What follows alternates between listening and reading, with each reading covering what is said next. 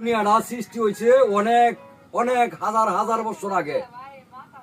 এই বেলা দেখিয়া আমাদের দিনের নবীর আমাল দেখিয়া নিশা আছে। কারণ নিশা আগে পানি হিসাবে ব্যবহার করতো, অগ্নে এই শরাব হিসাবে ব্যবহার। কোরআনের কিতাবে উল্লেখ হলো শরাব, মদ না শরাব। আর গাঞ্জার কিনু উল্লেখ নাই, উল্লেখ আছে শরাব, নিশা শরাব। রসুলের লইয়া যখন দিন জারি যায়, সাহাবীরা লইয়া রসুলে তখন কিছু রাস্তা গিয়া হারিয়াই কইছে, হুজুর আমরা একটু জিরাইয়াম। হুজুর অর্ডার দিছে জিরান, জিরানি বিশ্রামে বইছে, বই হারলে কইছে, হুজুর আমরা একটু শরাব পান করবাম।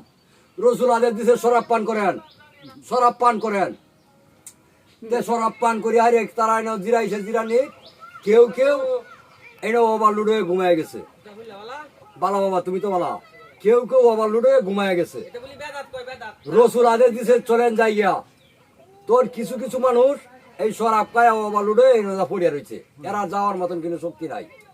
রসুল যখন দেখছে যে এরা শরাব খায় ওভারলোড হয়েছে, এই জায়গাতে নিষেধ দিছে যে শরাব আর পান করা যাবে না, রসুল নিষেধ দিছে। আচ্ছা, কেউ মানে না, অর্থাৎ রসুলের আদেশ মানলে নেয়াক, না মানলে হইলো পাপ। রসুলের আদেশগুলা। আর গাজার কিনু উল্লেখ নাই।